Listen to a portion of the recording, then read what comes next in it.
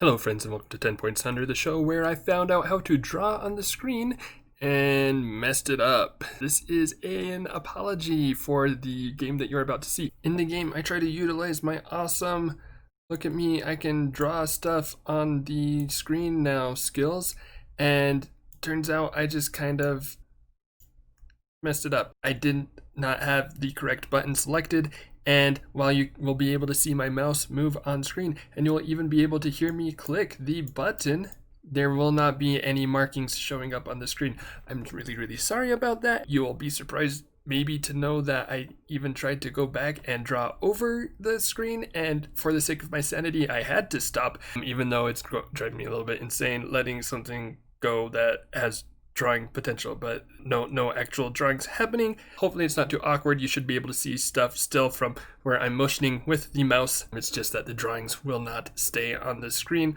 or appear on the screen, and so long-term discussions that don't happen too super often. I just finished editing it. There's not too many points where it shouldn't be too distracting, hopefully. But again, I am very sorry about that, and lesson learned. It's not going to happen next time. Hello friends and welcome to 10 Points Under, where each happy little filler needs a friend. This is Big Bullfrog, and joining me today is none other than returning star and legend OrcElfArmyOne. Welcome. Thanks for having me. Yeah, for sure, man. It's good to have you back. I'm excited to be doing another game with you. I'm very excited to be doing this again. And so today we've got a really cool game. This is from they called it the Bring the VCheese tournament. It's a tournament that they did a while ago where it was straight blind draft. Normal game of Heroscape, pretty much. No special rules or anything. No bars held. Just to encourage people to bring the cheesiest armies they could think of. The idea being that with with the Valhalla Customs group of units, there haven't been a lot of cheese tournaments that have happened because a lot of the Online Heroscape games are usually doing different kinds of formats, and they're testing different kinds of army building skills rather than just putting figures to the test and seeing which one works best in like a pure straight cheesy matchup. So this is them doing their cheese, and this is a really cool tournament. Unfortunately, I only have a couple games from it because I lost most of them when my computer died, so that's a sad day, but this is one of the games and I'm really excited for it. So if we just looking at the armies really quick, we've got BodaciousBlood. He's playing up here in the north start zone. He has Braxas plus 4 squads of Extraordinaires of the Burning Forge and Isamu. No Valhalla Customs in his army. It's all straight classic, but it's still all solid figures. And then down in the south, we've got kevindola, great player as we all know. He is running Quahon, the VC figure, the VC dragon for Aquila. Quahon plus 4 squads of spiders. Raylan, the Maro warriors, as well as Marku. So, I think you can tell just by looking at this, it's a pretty big matchup for both sides. Yeah, these are packed to the max armies. Not many spaces being left over, and really two interesting army compositions. It's definitely interesting that Dola opted for the Mara warriors over a 5th squad of spiders and Isamu. I think I agree with that choice, although more spiders is never bad, but having some range is always good. And dwarves and Braxas, non-bonding dwarves, are just so flexible with 6 move. They can be wherever they want pretty much, and they kill large and huge. You got Braxas killing the small and medium, so theoretically it should be a good pairing to really be able to hammer whatever they bring out. Yeah, it's a pretty cool pairing. I think this is actually, just real quick, I was talking to OrcElfArmyOne about this before we started recording, but shout out to his podcast, Casters of Valhalla. This actually, I was helping BodaciousBlood to build this army, and the idea from it stemmed directly from that podcast, just having X grinders to be able to deal with large and huge figures, Braxas to deal with the small and medium figures. It takes a little bit of finesse in handling it, but it's not quite as straight up as just being able to bond with something. But I think it's a really cool idea. So, and I'm really excited to be able to see it in action today. Although I do have to point out that if anybody was talking good about Braxas, it couldn't have been me, because not even because I dislike Braxas at this point, but I held the stance against Quahon for so long that Nilfheim was just so superior that you should never ever play Braxas, that I'm so dug into that that trench, like that's my hill. I will die on that hill, even if I don't believe in that hill anymore. That's okay. You can drop all pretense here. I mean, actually, I can't say that. I know Cleon has watched a good amount of our videos, so he'll probably catch you if you say anything. Yeah, I have to make sure I keep, you know, I'll try my best to keep it up, but you know, maybe it'll slip out that I think she's actually pretty good. But you heard it here first, folks. Getting the scoop, all the scoops you want. Absolutely. All right, so we'll go ahead and get the game going, and we'll see how things develop out. I mean, really, when it's coming into this matchup, I'm really interested to see how BodaciousBlood plays this game, because I think his army it's got a lot of tricks it can do, but it's also very dependent on how you develop it. Right, for sure. I think if it's me, I put Braxas on actually kind of where that dwarf just went, onto the level The 3. Oh, level 3. No, the first one. Yeah, yeah. I think if on me, I probably put my first order marker on her to there. So I do like 1x Braxas, 2-3 dwarves. Because like that's such a threatening place for her to go. Mm-hmm. Yeah, from there she can really like threaten pretty much all of this stuff up here, which is really nice. Well, she can also just move up, and then she can move onto the rock and threaten anywhere on the board from there. So it's just like just thinking about like a lot of times people think like I want to go here, which is good, but it's like, well, a lot of times you're better off going to this other place first, if that makes sense. Mm-hmm. Kind of like the, I don't know, just like the pathing and finding like the correct spots on the way in.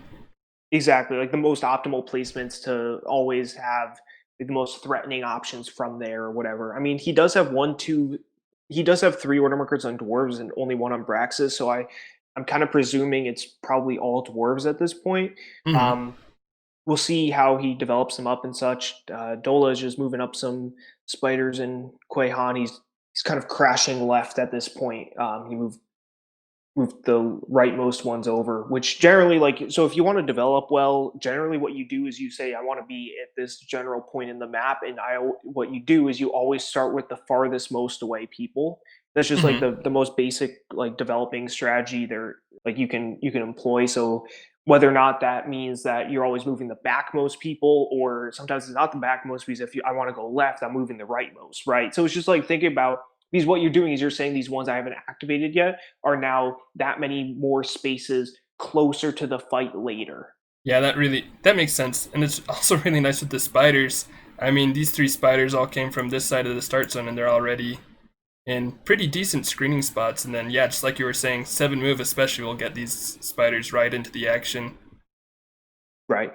Yeah. And so I don't love that one dwarf that ran all the way up to there. I don't think This he guy. needs to be. Yeah. I don't think he needs to be up there right now. I mean, Mm-hmm. I know he's kind of threatening Quahon, but like Quahon can just back up a space, and yeah, I don't know. Yeah. I would also be moving like generally. So he's moving now. He just moved the second guy that was already up there.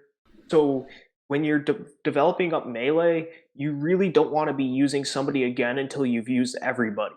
Like just generally, if you can. So like instead, I would be moving those 4 back rightmost, like the top right 4, So like these like guys. that, exactly that group, or roughly that group, because again the battle is already shifting bottom left on this map, so you're moving whoever's farthest away from the battle, just that way. Like even this type of optimization is only going to get you, like it's going to save you a couple spaces later on, but like, Mm-hmm. and that might not matter in every single game, but there are a lot of games where those extra couple spaces could have been huge. Right, yeah.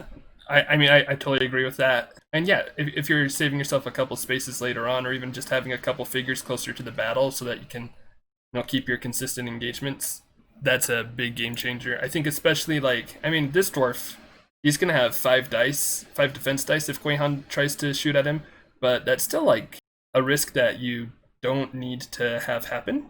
Right, and so whenever you make a play, you have to think about downside, but you also have to think about upside, and that's, I guess, where I'm lost. Is I don't see enough of an upside from going there. Mm-hmm.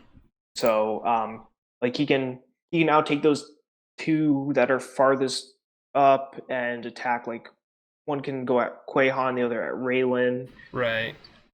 That just doesn't seem great to me. What would be a lot better is having the dwarves more compact, and that way, basically you're trying to say if you attack one dwarf, you're dealing with them all.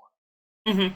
Rather than like if you attack one dwarf, only one other can get to you, so it's not a big deal, right? Right. Yeah. So that's just kind of my thought of what's going on right now. Interesting really interesting railing placement actually. Yeah. It's I'm trying to look at this map and think what he's exactly protecting. It looks like it gives him the level 3 rock on the other side, like below the other dwarf, not the one closest to him. Oh, so like So right there. like that one hex looks like, because I'm almost thinking I might have put Raylan one space further. Oh no, because that's also giving him the level 3s above that dwarf on the left there. Yeah, so that's also giving you that, which is pretty good. I was just thinking maybe do you put Raylan one back next to the bush? Mm-hmm.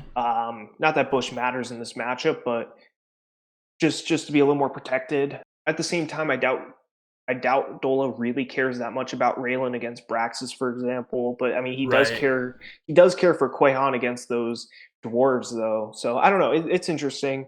I'm Yeah, it's interesting. I think either of those spaces would be fine. That's definitely a little bit more of an aggressive Raylan placement than being one back, which is probably where I probably would have done one back, but I'm not saying that's correct, if that makes sense. Yeah. Yeah. That totally makes sense. I mean, like you're saying, it kind of depends on what his long term plans are. I'm also kind of wondering. I don't know if I'm like looking a little too hard into this, but I kind of wonder if Kevin, seeing that the dwarves were already, kind of like leading out ahead of the rest, put Raylan here where dwarves can single engage with her, and so it's like not a huge threat to her long term health, and maybe trying to bait BodaciousBlood into continuing to rush in, try to hit Raylan, and just kind of string out his figures. And like, especially if he keeps doing that, he's already got 2 figures that can be hit by Quahon right now. I don't Hmm. know. Like I said, could be reading too much into that. I don't know. I kind of No, like to look for mind games, but absolutely. No, I think that's definitely valid. My thought with Raylan one back is I feel like you can crash on that aggressive dwarf a little better with the spiders. Mhm. Because like you'd already have all three around for like next round. You can just start off with an entangle roll. That's true. Um, Yeah. but that's only if he doesn't move that dwarf off height, because the dwarf was capping that other dwarf. Sorry, like basically it's the if you take Oh height, yeah. I have height on you type of Hmm. situation. So it doesn't really matter then because of that. But yeah, so I mean he's gonna be able to protect that all fine anyways. Yeah, I don't know. It would let you keep always get 3 even grounds with the spiders onto the dwarf that was aggressive without ever having to give up height to your opponent, if that makes sense. Yeah.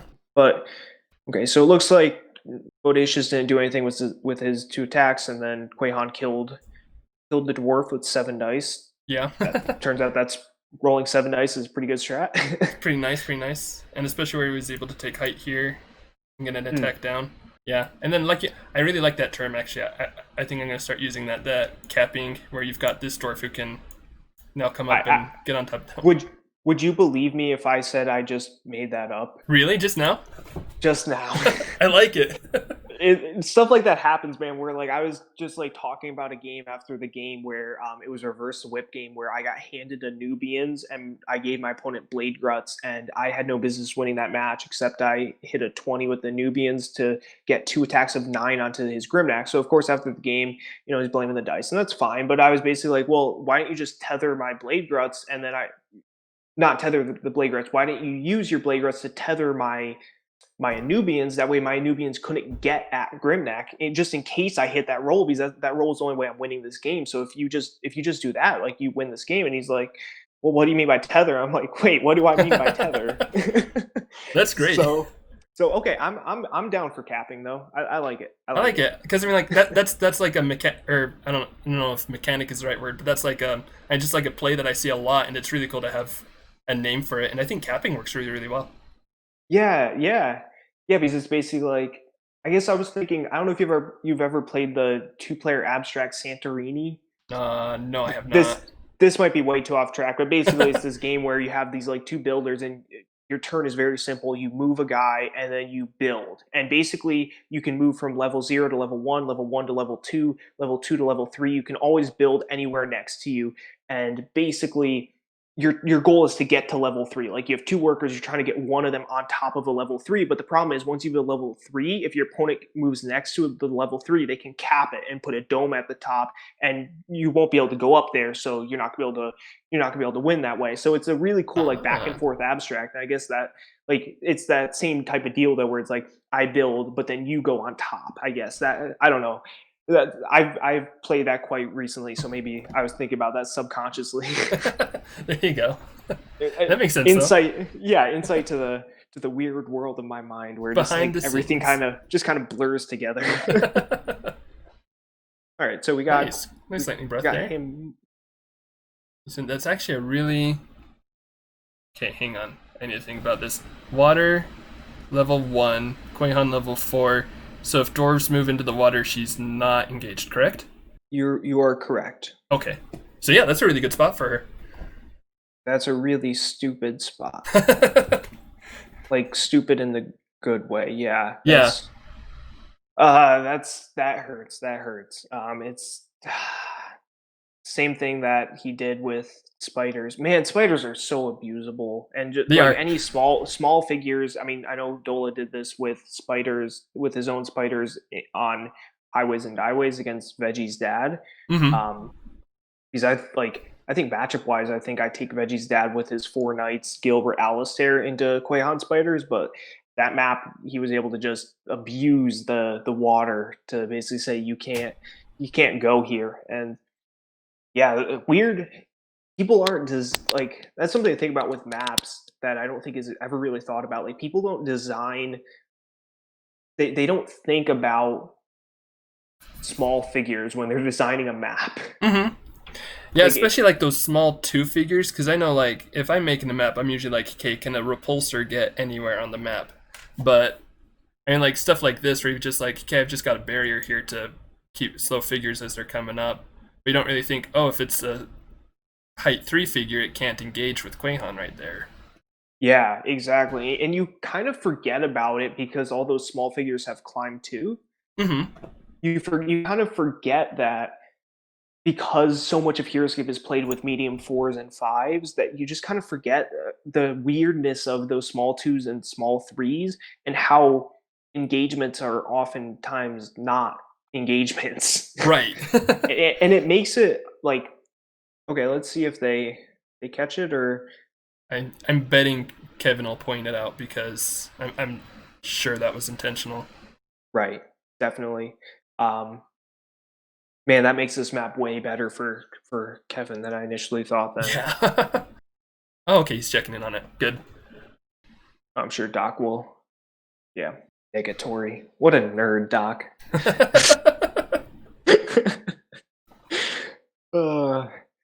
Yeah, you just kind of like, it's also, I will say this. So I was playing one of Flash's maps actually with spiders, and it's so hard to visualize when it's more dynamic than just like this, when there are more nuances to the height in a map, but then it's just so hard to visualize, am I going to tie up my opponent with this play? Because like at least here it's just kind of like a straight line, right? Like you see it, it's easy to understand. Straight line can't go in straight line, but like when you're on road and you can't engage the guy that's 2 levels higher than you because you're a small 2, and now you're like walking around them and your opponent's trying to figure out like, wait, so I can't stop you with engagements, and it's like, and now I can't entangle with my spiders. It gets really weird really fast because like you're just not thinking about that. Like the way you have to visualize that, it's so different than how you visualize anything else in a normal game. You're just not used to that. Like you see figure next to figure, that means that figure can't go anywhere without engagement, right? Like that's just what you think. And it's like everything kind of just like, everything is just a lie at that point. So it's all a lie. Yeah. Sorry, it's late. I'm sorry that this is so tangential you're good right now. Oh man, you're good. I mean, we're just kind of seeing, I think, expected stuff from BodaciousBlood, trying to like threaten Quahon over here, going for the Raylan again over here. Yeah, I think he needs to slow down though. Yeah, I definitely agree there. I mean he's just spreading out like Kevin wants him to. Yeah, you just don't need to be this much in a rush. I think that's what a lot of less experienced players they're just not as patient as they could be, and patience is a big part of like competitive play in Heroscape. Hmm. It's why range is good. It's why like throwing a squad of Morrow Warriors just to poke your opponent is really good because you can make them be impatient. You can't make them do anything, of course, but you can encourage them to be impatient and spread out and make plays that they necessarily shouldn't make. And Raylan serves as really good bait for that. And you can once it happens, you can punish. And I think that's kind of we're already seeing that a little bit here. Dole is able to punish these aggressive dwarves, and I think I think those dwarves should not have even engaged a single time probably this game so far. Yeah, especially I Because mean like I'm just looking at this, you've got this capping happening again here as well as here. mhm. Yeah, exactly. And then you got 7 dwarves still in the start zone. Hmm. That's not great. Yeah, and it's just gonna hurt Bodacious's overall pressure. Because I mean, like the reason why these melee squads are nice is because they can throw 4 hefty attacks a turn. Yeah, I'm considering 3 dice hefty in this circumstance, but they can throw or 4 attacks a turn. But when you're spreading them out and you're only getting in 2 attacks per turn, and then you've got to like keep developing up guys behind, then that's just hurting your overall performance. Absolutely, absolutely. Okay, now we're seeing the Braxas play, which is kind of what I figured was going to happen here. I definitely would have liked Braxas to be like, if the dwarves are more defensive, you don't need Braxas to be this aggressive this early because Hmm. like the problem is she can get swarmed by spiders. But at the same time, before those dwarves crash, you want Braxas to at least start plinking spiders, and you don't want to like you have to think about what's my win condition, and win condition is something that gets thought about in other games, but not Heroes game. Like I never hear anybody say like my win condition is this, and basically like Bodacious's win condition here is that he gets the dwarves attacking Quahon, right? Which pretty obvious, but you have to play to that win condition. And that win condition, like how do I get to a matchup of my dwarves on your Quahon? Well, I need Braxas to clear out. Like if Braxas clears out at least a couple squads of spiders, I can get that matchup, which means I can get this win. And Hmm. if you're not getting those, like he started out with dwarves against spiders. He doesn't want Braxas against Quahon in the end game. That's not his end goal, especially because it's not just Quahon, it's also Raylan and the Morrow Warriors. It's like Braxas probably doesn't win that matchup, so you got to get those matchups you want. And playing slower and more patient and waiting for your opponent to misengage is the way you get those matchups. And I think that's a little bit of what we're seeing here from Dola right now. Yeah, exactly. I think, and I mean, so win condition is actually something that I think of a lot because I do play a few games that have win conditions, and Hmm. so I mean, okay, can we just like make a glossary of terms that Heroscapers should know? We could put capping in there, we could put tethering in there, and I think win conditions, just like you said, I've been able to. I think my best performance in tournaments were ones where I was actively thinking about like win conditions. Like a big example is anytime, like Warforged are one of my favorite units. Anytime I'm running Warforged, I want my end game to be my Warforged versus their lowest attack unit, so that I can just take them Hmm. right out. Right, you can just grind that. Yeah, they can't win that matchup. Hmm. Or same with Heirloom too. Yeah, yeah, yeah. Like if end game Heirloom 1v whatever, if they don't have much, like I'll throw a shout out to, I don't know if he listens, but Video Sage kid David from Louisville who goes to Gen Con, and last year I won with one Phantom Knight in our first round main event game, and it's because I got the matchups I wanted early, but then his Heirloom was just, I won on the last attack with with Phantom down on an Heirloom, and I very easily could have lost that game because like in the end game, Warforged or Heirloom, like if you're playing to that end game where you're just softening them up and then you got this tank in the end game, just so hard to kill, especially if you're Hmm. not throwing max attacks per turn. You're never gonna kill it. You're right. Yeah. Yeah, and that's where win conditions get really important, is with units like that, and thinking about that type of stuff, and what's my goal, like going in with an overall strategy. And yeah, so now we're seeing an aggressive Quahon play here. First of all, is it Yeah. Quahon or Quahon? Like, what's pronunciation? I say Quahon. I've heard it both ways though. Oops. I think I've heard it a few ways actually. So Okay. I don't know. I just say Quahon. As long as the people listening know who you're talking about, I guess. Sure. Okay. Yeah. So we'll say Quahon. Yeah. So an aggressive placement, but at the same time, well, is that is order marker 3 for Dola? Yeah, and that was Braxas. 2 for Braxas. Braxas. Okay, so like Braxas could double disengage here and swing down on Quahon, which isn't, again, like if we're thinking about matchups, like what are we trying to get? But does that Quahon need to be there? Right. I don't know. Well, I think like this especially. I mean, his first placement was right here. Which would have been better for sure. Yeah, and so I'm not. Let's see. I'm not certain. Maybe I wasn't paying attention to the spray enough, but I'm not certain what that was getting him that just placing right here wasn't. Right, yeah, definitely. So now he's debating the chop down onto Quahon with Braxas. Yeah, it's. I I mean, I think something that Kevin has really been using to his advantage here, and that Bodacious is probably falling for a little too much, is just giving him too many targets to think about. Because now we see Braxis going for Quahon. Like you said, that's not ideal at all. It's a decent attack, but especially with Raylan in the game, I think his aggressive placement, at least coming out to here/here, was to try to get. No wait, hang on. He couldn't even get Raylan from there. Right? right, Spray's only exactly. 4 spaces. Oh, huh. So he couldn't even He get Raylan. Yeah, he only took 2 acid breaths the first turn. So yeah, what I would have liked to see there, instead of Braxis capping Quahon, was walking 1, 2, 3, 4, 5 up above that spider there. So he only takes the 1 disengage, and now he can gas 3 spiders. He can gas the one he's engaged to, the one next to Quahon, and the one over by Raylan. Mm-hmm. And then you're still furthering your win condition while also taking height and only taking 1 disengage. Like, not that a second disengage is that big of a deal. She's 8 life, but again, just thinking about like what's my goal here. My goal isn't to get this 6v5 onto this 7 life figure. Right.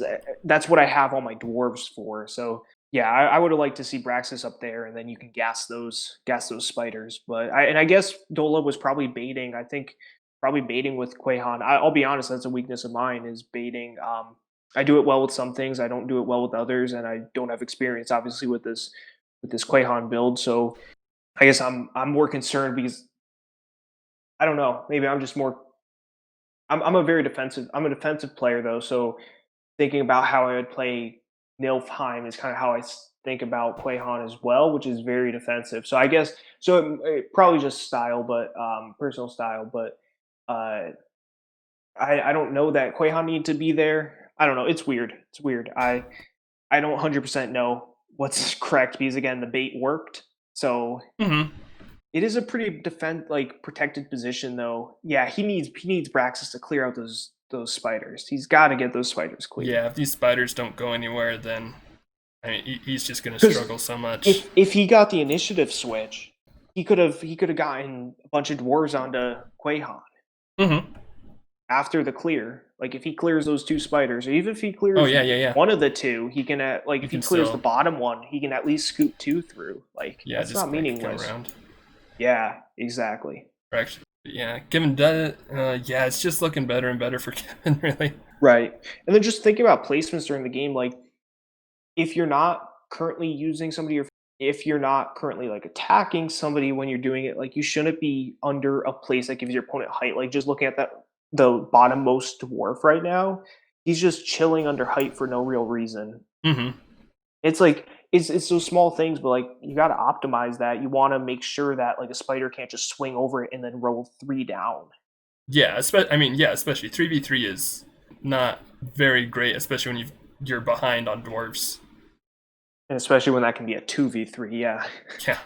Yeah, we got an interesting mix of I mean, I feel like usually Kevin's a really, really defensive player, and you see a lot of like defensive positioning still, but also like, I mean, aggressive Raylan placement. We've seen aggressive Quahon plays moving up here, even though that was also defensive because she couldn't be hit. But Yeah, I guess so. So thinking about that Quahon play that he used as bait, the reason I personally want to do that is I'm always thinking about, especially like I feel like if I'm Dola right now, I'm thinking I'm ahead, right? Like this is my game, I'm in control, I have this going exactly the way I want. mm-hmm. My problem with that play is like if Braxas moves up there and 6 for 6 and I whiff, or and I if I take like 4 or 5 or 6 hits, like this game could flip when it has no business to flip. Right. Like, and it would be one thing if that got him really good shots that he couldn't get anywhere else. Like there were other places he could go that would have been more protected that would have still yielded those shots, right? So it's like that's why I still don't love that play. I don't Mm-hmm. think it's like necessarily a really bad play, but personally, that's kind of my thinking at least on that. I don't know. Yeah, no, I can agree with that. I mean, again, I do like overall that. he's playing phenomenal. So it's not like clearly he's not a bad player or Right, something. right. But but it's just the type of thing. Like I mean, you can't play a perfect game. mm-hmm. It's not really possible to optimize every decision you possibly could. There are just too many decisions in a game. So and some of it's personal taste or whatever. But think again, I think if it were me, I would not have put them there. I'm just still not seeing a ton of upside there. But I mean, and now Quahon's just in a great spot, or Quahon's in a great Yeah. spot, just so protected. Yeah, just taking that placement and making it look great. And the cute little spider attack up. The doorbell. I also really liked hitting this dwarf to then hit 2 dwarfs back in the start zone that were not jungle covered at all. Oh, I was talking, so I missed that. But that was a good play. Yeah, Very yeah. good play. It just took a couple pieces right from Bodacious. Yeah, and he's got that set up to do it again next turn because the order marker's on Braxas. Mm-hmm. Oh man, order marker on Braxas. I mean, I guess he was hoping for that initiative switch, but again, he didn't do any wounds on that attack. It's like, what if he had cleared out spiders and then doors could swarm? Yeah.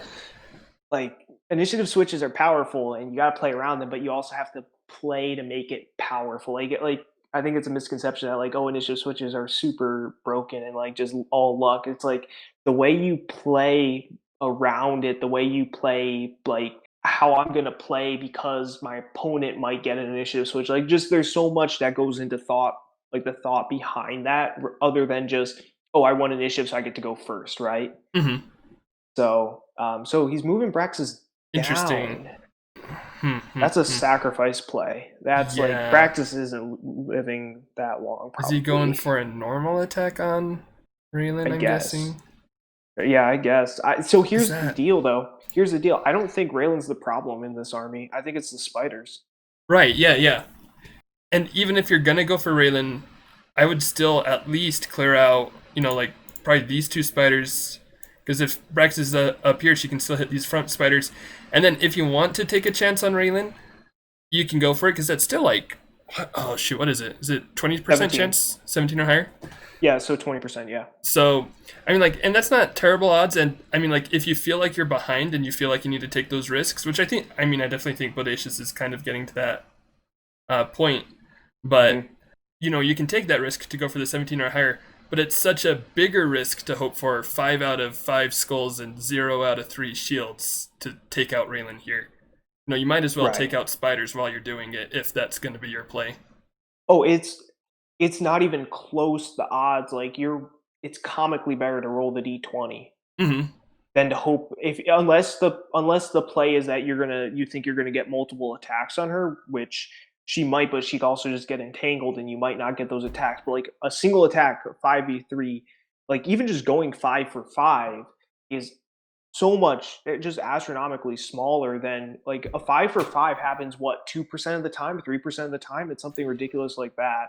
And now you're hoping she whiffs at the same exact, like she also Raylan whiffs the 0 for 3, or like even if you think you're gonna get 2 attacks, I would rather just take 20%, and you'll probably get more that shots at that than just 2, because you're going to be more protected because you'll be on height and you won't be getting smashed by Quahon. Right, yeah, because now you've got 6 attack dice coming at you.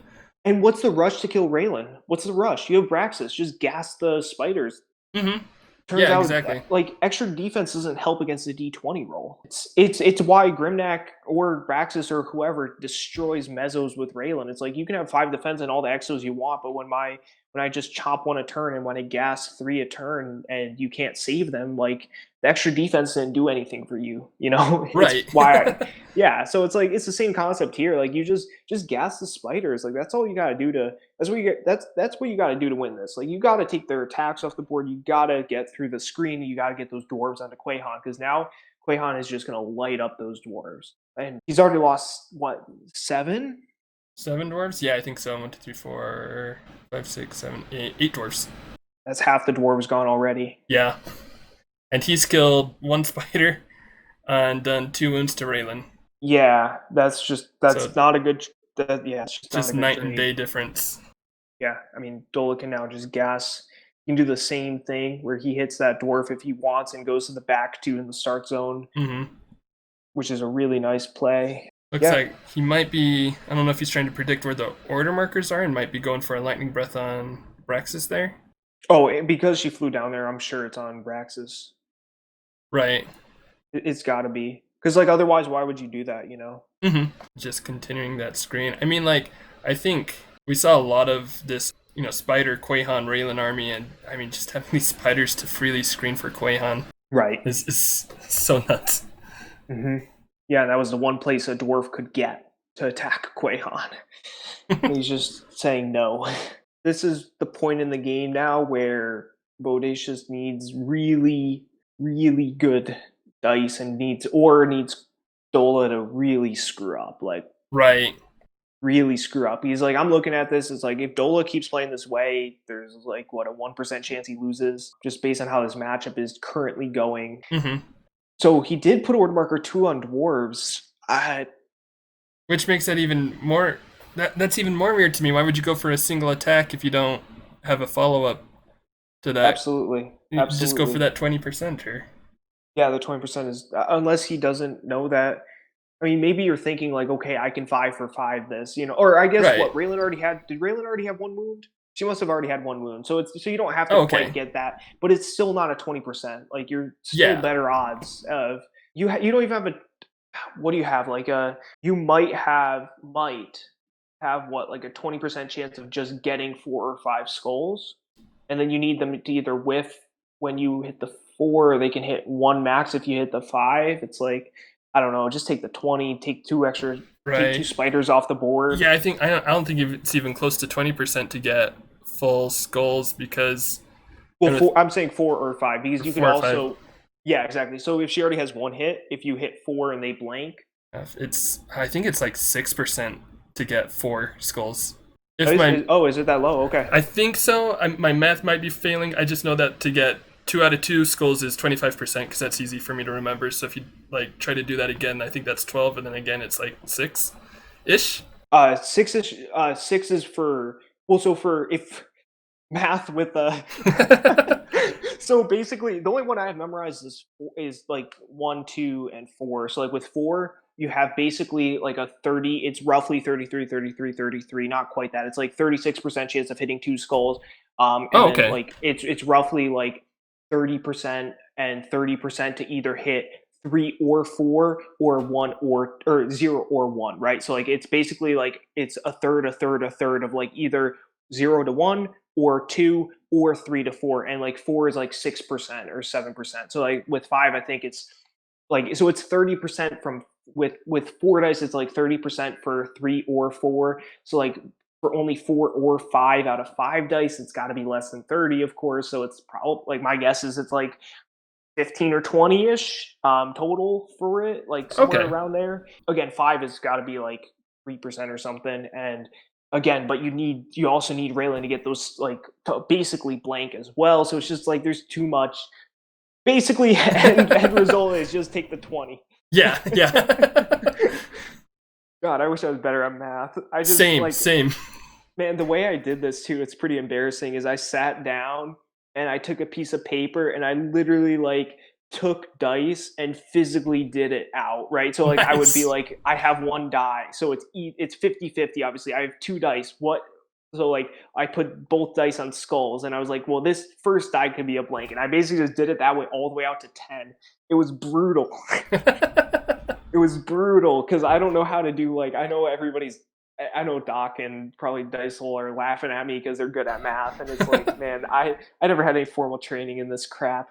I just figured it out. I sat there like a man and did it. Did the old-fashioned way. I like it. Old-fashioned, yeah. Uneducated is the correct word. Well. So, sorry, we haven't been talking about the game. No, you're good. That was actually, unfortunately, a kind of uneventful couple of turns. Just a lot of blocked attacks. We did have an X-Grinder there die, but other than that, just lots of blocked attacks. Although Kevin is just making a nice wall of spiders right here. Yeah, I know. Look at that. Look at that. A great wall of arachnids. Yeah. Yeah. What's Braxas got? Like, no hits? One hit? One hit. Okay. Yeah, just one hit. Took one from a spider. Quahon shot her twice, but both of them were blocked. So I guess that is the thing that, you know, he will have more turns with her, but... Yeah, let's see. 2 order markers on her. And I think it's definitely worth an order marker 1 to hopefully try to D20 Raylan and then a couple spiders. Or even just spiders. I guess you could just attack Raylan at this point because she does have 2 hits. I mean, I think you're probably still, like, to deal 3... See, this is where my math is completely like, non-existent because, like, I don't even know, like... My takeaway is I shouldn't have been in this position in the first place to have to try to figure this out. Damn it, Bodacious, why are you making me do math? Why are you exposing my weaknesses? That's his real plan, is to try to make his opponent do math. Yeah, unfortunately, right. Kevin's just like, I'll just attack you. Yeah. Oh, man. So we got some attacks onto Braxas. Like 2 damage through, meaningless, or 3 damage through, maybe. Okay, so she's at half. So really, like, theoretically, she has 1, maybe 2 order markers left, probably. I imagine Bodacious put probably order marker 1. It'll be interesting to see if he gasses or if he just attacks. Yeah, I think I'd still gas. I mean, I'd probably go spiders at this point, but I mean, like, if you go for a normal attack on Raylan, it's closer to be able to kill her. But I mean, if he only puts 2 wounds on her, I mean, I casted a game with Kevin not too long ago, and he pointed out 1 life Raylan is still putting out as much of a defense aura as a full life Raylan. So if he doesn't quite kill her, and then, you know, Braxas dies, and he can't follow up with X grinders, then he's just in an even sadder position. Oh, absolutely. My theory with Raylan is either I'm going to put no wounds on Raylan or 5 wounds on Raylan. Like, if you're going to attack Raylan, you either want to... If you're facing Raylan, you have 2...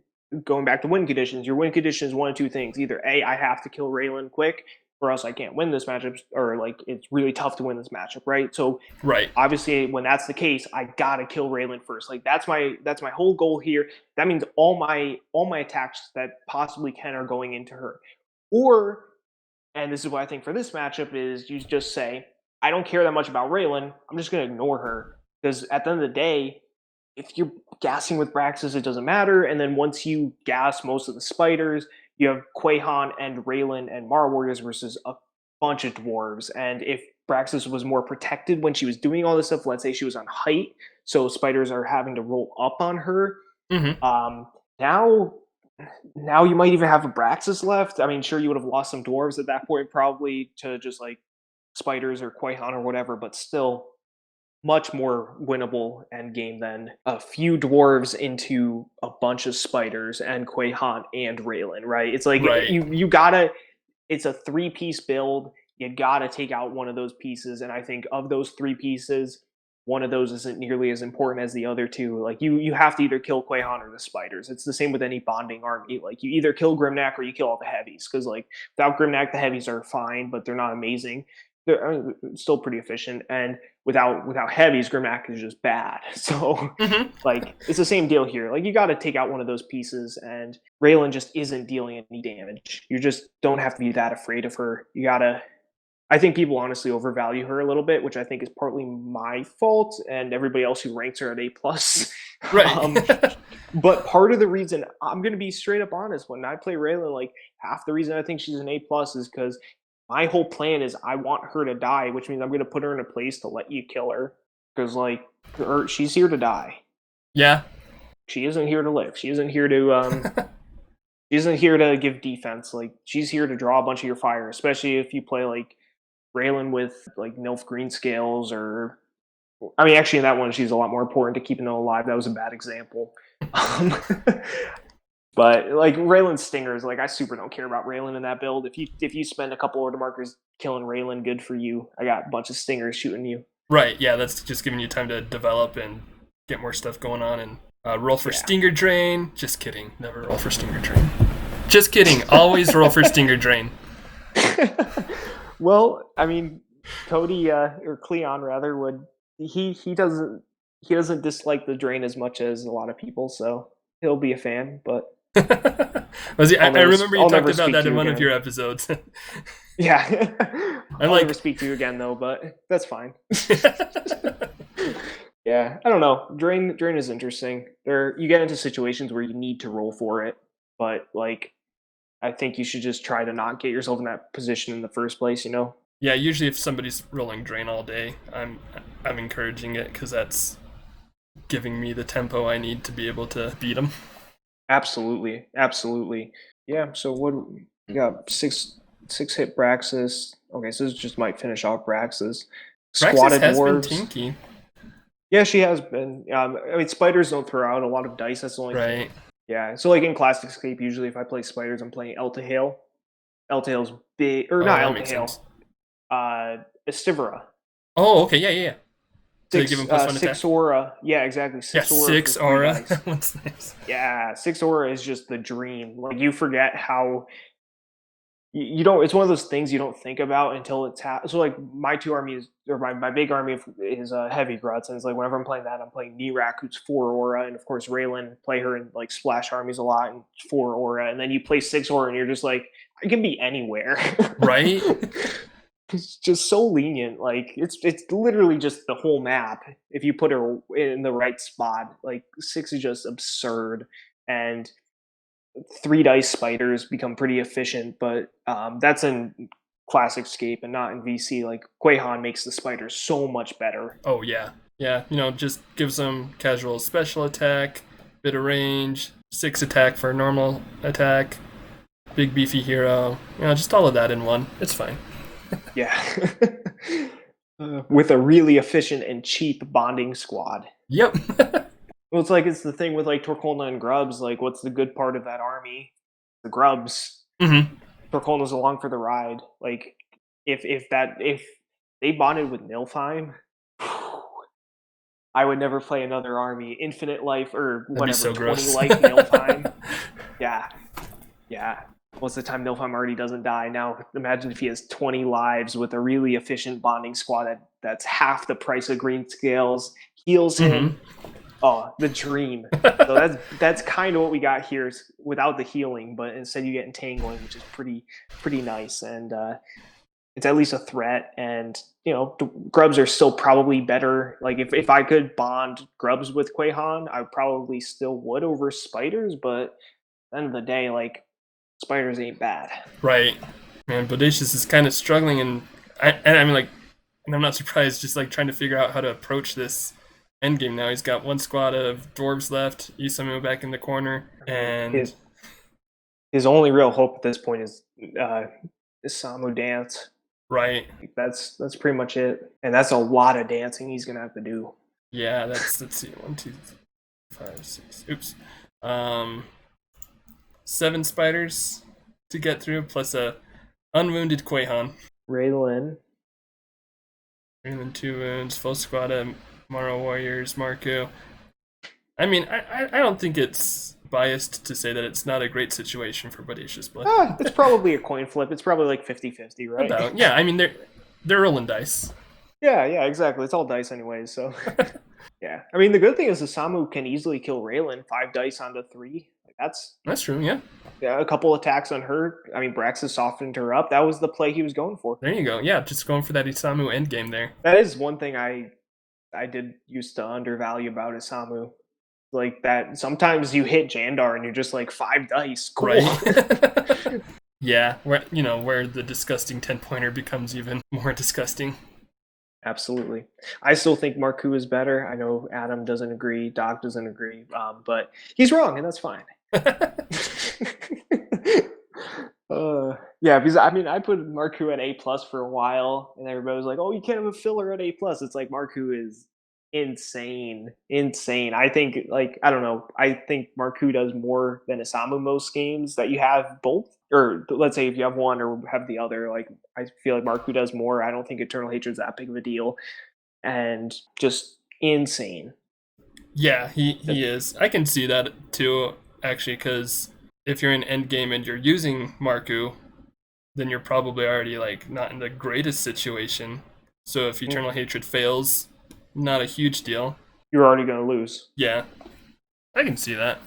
But he can just turn it around if he weren't like if man I've seen like, and I know everybody has these stories. The thing is I've seen way more Marku stories than Isamu stories. Like I feel like the Isamu stories are almost myth. Like everybody has a myth of like this time Isamu does this, but it's like I've seen Isamu dance like once for the win. Like usually he dances for a while and then dies. Like usually it's not for the win though. It's like Marku goes for the win. Like he'll take out a Q10, he'll take out a Q9. Like he'll do whatever you need him to do because his stats are bonkers. And I guess I just value the stats, the 6 life, the 4 attack, the 7 move flying over the fact that Isamu has better specials, right? Like the raw stats for 20 points is what gives him such an edge for me over Isamu. And I know a lot of people really value Isamu's specials.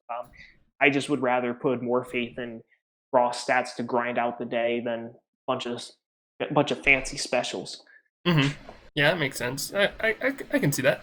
But yeah, so we got got some cleanup here. Yeah, really gross turn from. I mean, Bodacious just going for the full flunge. All those attacks blocked. Yeah. Just just add a little bit of insult to injury. Absolutely. At least they're going to be relatively tough to kill with Quahon, at least. Right, but I mean, with those attacks not going through, you've now got 3 attacks down. Right, exactly. Or I guess if you go for the entangling, but yeah. And gets 3 out of 6 dice with the massive spider. Spider. Why'd he swing down with that spider? Did it move? I this one? Move. Yeah, he moved this one up into engagement in order to get the web. Oh, okay. I thought it was already there. I was going to say, okay. Yeah. Bodacious, yeah, it's just kind of rolling dice until, I mean, hopefully for Bodacious, something happens. Yeah. One of those end games. It's kind of, I mean, I'm sure that, because I know Bodacious watches these videos a lot. I'm sure he's kicking himself a lot watching this back. Sure, yeah, and I hope I wasn't too harsh with anything. Yeah, no, I mean, I remember, I think I talked to him. I did watch the game when it happened. It's been a while since it happened, so I'd forgotten most of the details of the game. But, I mean, I know even after the game, he was pointing out stuff that he was kicking himself about already. And, I mean, it's always unfortunate when you've got that kind of game. Yeah. So let's flip it around to positivity, okay? So, like, what can he do going forward, okay? So my big thing is just develop up differently. So move Braxas turn 1 onto that grass 3 hex to just threaten it. She can just chill there for a while. If she takes a Quahon shot or 2, it's not a big deal. She has 8 life for a reason. Develop up those dwarves, but really don't move past the line of grass that's like even with that. Exactly. Just don't really move up past that. Don't give him height with any of his spiders. So don't go in that 1 hex that's next to that jungle there. Yeah. So you're gonna like exactly do that thing. Exactly. So do that. Develop up. And then have Braxas just start gassing those spiders. And again, get that matchup you want and get those dwarves onto Quahon. Because as you're seeing, like, it's not even just that the dwarves are going to be able to kill Quahon. It's that Quahon has a tough time killing the dwarves. Mm-hmm. The 4 defense is huge. It's huge. It's why heavies and heavies backed by Grimnak and Nirak and just knights in general. It's why Romans get that 4th defense with the wall. Dwarves get it against big stuff like all the premier melee, and Death Chasers always have Raylan and Nirak usually for 5 defense. So it's like all the premier melee has a ton of defense, right? Mm-hmm.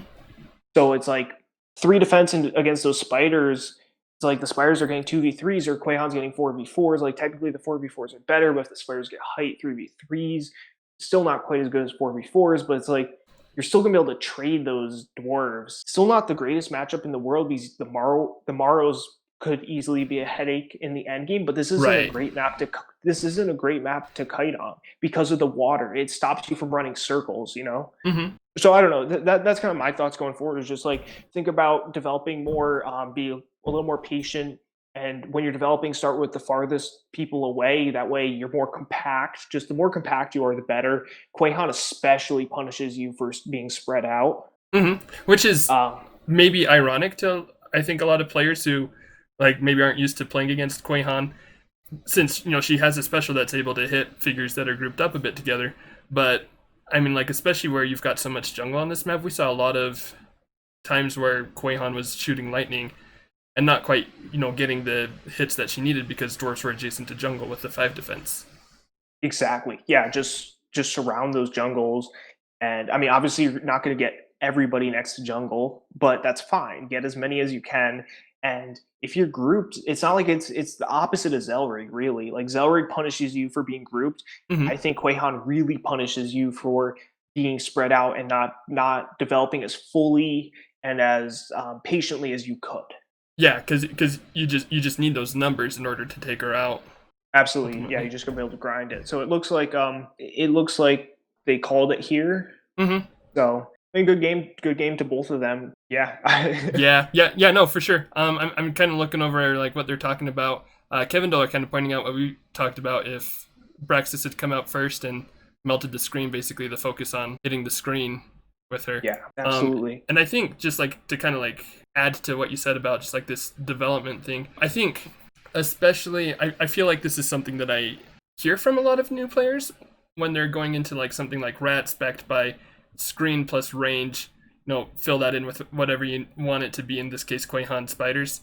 I think a lot of the time they want to rush in to try to kill Raylan, but if you do that, you're just like playing into the screen, the hands of the screen. They can just block stuff off so easily, especially like spiders or even like death reavers as well. Yeah. And I think like, yeah, I feel like a lot of people get antsy, but this army Mhm. can already play as patiently as it wants, pretty much. If you spread out, you're just playing into their hands. If you play patiently, I mean, I think I've heard people talk about like on this map, for example, oh, but what if Kevin moves up his spiders up here and just blocks off this whole area, has Quahon up here shooting down? Well, then she's closer to your whole army. You still have, especially with this max up, Braxas doesn't care if the spiders have height because she can still just gas them. And then Quahon's 100%. closer to the dwarves for the end game. So, that's great. He did your work for you. I mean, it's still, 100%. I still don't think it's like 100% win, overall, but I think Right. it goes such a long way to evening the odds. No, absolutely. You're just trying to put yourself in the best position possible all the time, and the more times you're in the right position, the better odds you're going to win the game, right? Mm-hmm. That's just trying to optimize things, and really with developing up, like I had this problem for years. I had a huge problem with this for years. I won some stuff I shouldn't have won back when I was not very good. Let's put it that way. The community has really advanced in their knowledge. Like I look at myself back in like 2012, 2013, my early Gen Con years, and it's like, man, I was playing heavies, but I didn't know anything. I was so bad. Like looking back, it was like I was just way too aggressive, didn't develop properly, and then I would lose games. Like I would win games because my opponent also didn't know how they were developing. They didn't know it wasn't correct or whatever, and then Mm-hmm. I'd win those games, and I was like, man, I'm doing this right then. And it's tough because in Heroscape, it's really tough to know what the correct lesson is. The problem is it's really hard to know what the correct takeaway is if you're not really experienced and haven't watched and played a lot of Heroscape. And so my suggestion is if you're playing melee, which is that's my bread and butter. That's pretty much all I played for years. And basically you're gonna get shot at early and you just have to eat it. You just have to say, I'm gonna get shot at, I'm gonna take losses, and I'm not gonna break my formation. I'm gonna keep doing my thing because once I get my thing set up, which is all those dwarves set up like you did. Basically, what you're doing is you're saying, my start zone isn't back here. My start zone's all the way up here. And you're like, well, they're doing that too. It's like, yes, but bonding melee is able to abuse that in a different way, or just melee in general is able to abuse that in a different way than other armies are. It's more critical to the success of melee than it is to range. And just to be uber patient and just say, I'm going to take these losses and that's okay. And I'm going to take these, they're going to shoot me. I remember messaging Ken about this, Matthias, and Matthias is just he's probably the greatest player currently. Dola and Doc are both up there too, but he's just phenomenal. And I remember he invented melee, like straight up, he invented melee pretty much.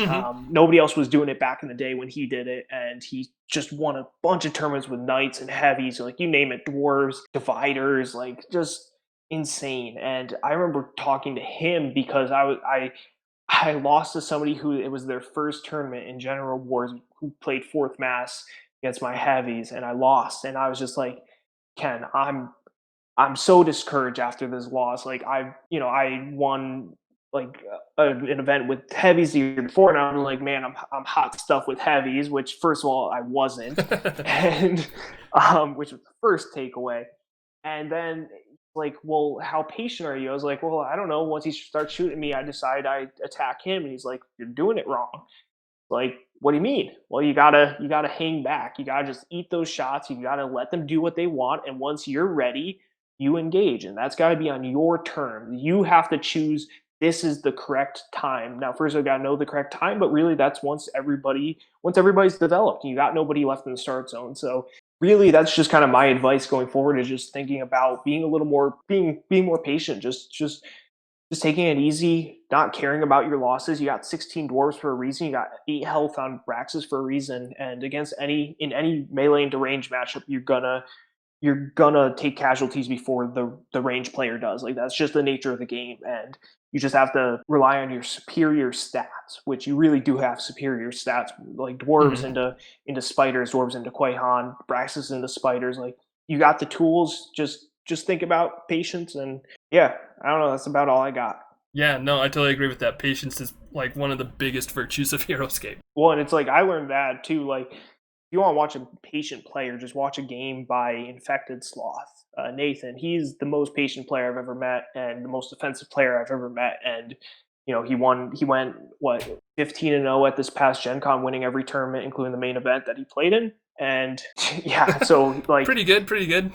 he's pretty good, and just like you watch him though, and it's like, holy crap, this kid is patient. Like, he will not do anything unless he decides he wants to do it. Like, he doesn't fall for bait. He doesn't rush ever. His dudes are always in formation. I actually people want to check it out, I streamed a game just a couple hours ago of him playing some Romans into Knights with a couple VC units as well for the playtesting tournament. So you can check that out on Matthew Ash's ISB3's Twitch, which is Filthy, Filthe. I'll look that channel up and link it. Yeah. So it's just the patience he plays that game too. It's like, it's just it's the number one thing that newer players aren't doing, or less experienced players aren't doing, is they just tend to be too aggressive. And the problem with that is that people can capitalize on it. So you can set traps. You can say, okay, I know my opponent is less experienced. I know they're probably going to be too aggressive, which means that I can say they're going to be here, which means I can be here and punish them really hard for it. And you set those traps, and you're able to just get wins that shouldn't be wins necessarily. And like, you can turn bad matchups into good. You can, if you outplay your opponent. So that's why there really is a lot to this game beyond dice, and there's just so much. Sorry, I'm rambling at this point. No, no, I think those are just all really, really good points overall. But yeah, thank you so much for casting this game with me. This was a blast. Thank you for having me on again. Yeah, for sure, man. Hope to be able to do it with you again. Before we close out, do you have anything you want to share with the viewers? We got a couple of them out there. Anything you want to share with them, or anything you want to, I don't know, just like leave behind? Or if you're interested in competitive play, I just posted a new thread today on Heroscapers. If you go to the competitive armies section, I posted a thread called the Gauntlet, and basically what the Gauntlet is like, okay, I'm a newer player. I don't really necessarily, I don't have a lot of experience with the top armies. Maybe I've played some of them, but it's like basically the Gauntlet lets you say, I want to go to this tournament. It's going to be, let's say, 500 points and 24 hexes. Like, what should I be prepping for? What should I be playing against? What should I consider playing? And basically, the Gauntlet is an easy way. It's just a list. It basically says, okay, the first category, I call it Weight and Fire nonsense, and basically it's 4th Mass and 10th Regiment. So you go under the first format, which is 500 points, 24 hexes. The first archetype is Weight and Fire nonsense. The second archetype is range plus screen. The third archetype is bonding melee. The last archetype is A plus junk, which is basically just like if you bring good figures and they at least kind of work well, kind of like this would be considered A plus junk, the Braxas and dwarves, because they complement each other's weaknesses. It's a good build. I didn't really list many specifics for those, but for the other ones like bonding melee, I'll have like a dwarf build and a knights build and a heavies build, and for range I'll have like a trons. And basically what I'm hoping this is like a newer player can go onto this thread and they can say, okay, I want to get better at this game and like at least understand these basic matchups of like the top level armies. So they'll be able to go in and they'll be able to say, I'll play this army, you play that army. So like, let me take heavies and let me grind it into all the other matchups listed. Let me take heavies and at least play it into all the archetypes. So I'll play against the bonding melee. I'll play against weight and fire. I'll play against range plus screen. And basically it'll increase your knowledge of the game. It'll also cut down that time you spend before games where you like, oh, what do I want to play? I'm not sure. Let me look for a while. And all of a sudden you've wasted half an hour. If you're like me, at least, because you're indecisive. And so it's just, I've been there. yeah. So that's just check it out. I'm going to be posting more about more particular formats too. Right now, I have basically 500 points, 24 figures, or 24 hexes rather. I have 450 points and 18 figures, and then I have 400 points and 16 figures, which is usually like the 4x4 formats. At Gen Con at least tend to be that. And the armies aren't necessarily 100% optimized, but they're just like good baselines to at least establish a decent knowledge about like the game and the meta and how different armies match up with each other. So yeah, I'd recommend checking it out, especially if you want, if you haven't played with those top armies and you want to understand how they work better and you want to play against your friends or whatever. And yeah. Yeah, for sure. I mean, that's a great resource, especially for newer players or just learning all the archetypes is, definitely huge. So yeah, thanks for sharing that. I'll also link that in the description below. Make sure you check that out. I'll also have Mike's podcast linked below, the Casters of Valhalla. It is awesome. Hopefully, if you have not checked that out already, you do, because I love it. It's great stuff. They talk about a lot of really cool stuff. And then also Infected Sloth's stream list linked below. This is partially a reminder for me when I go through and edit, so I remember to do it all. But I'll have all that linked below, so make sure you check out all that good stuff. There's lots of good Heroscape content out there. And yeah, hopefully you're all able to find it. But yeah, the podcast is okay. There are definitely things that can be better, but we're actually going to be, the next couple episodes specifically, we'll be delving into the archetypes, like how to play both with and against like bonding melee and range with screen. So like if we've covered the units so far and basically just like basic advice for the units, why they're good and what their weaknesses are. And now we're going to apply that to like your standard game. So we're kind of trying to build it up from like a newer player's perspective and like, how do I jump in this game? First, you have to understand the units and you have to understand the armies, and then we're gonna be able to go deeper from there. I would recommend skipping probably the first 2 episodes, at least to start with. If you're newer, if you haven't listened to anything, the first 2 are kind of just rambly. So it's kind of like what I've been doing here, but it's like 5 of us with no real goal for about like 3 hours. So it's not really, you don't have to listen to it, but it's fun stuff if you get to it. Yeah. But yeah, for sure. But all right, thanks again for joining me for this. Thanks again for having me. I appreciate it. It's a lot of fun. I'm really glad you're doing this. It's so good for the community. Oh yeah, of course. I enjoy it. I'm glad you enjoy it, and I definitely hope to have you on again, because I know people enjoy hearing your commentary. At least they did for the last video. Also check out the last video. I guess that's a self-plug, but I'm also trying to plug you as well. The last video we casted together actually had infected sloths, so That's another great video to check out. But yeah, thanks everybody for who's watching the video. Again, as always, I'm tinkering with new technology. You know, I can draw on the screen, so that's always fun. Let me know if there's anything that you think like could be improved. You know, on the viewer end, I'm always interested to hear that. And you know, as always, just remember how glorious the world is, and have yourselves a great day. And this is 10 points under and out.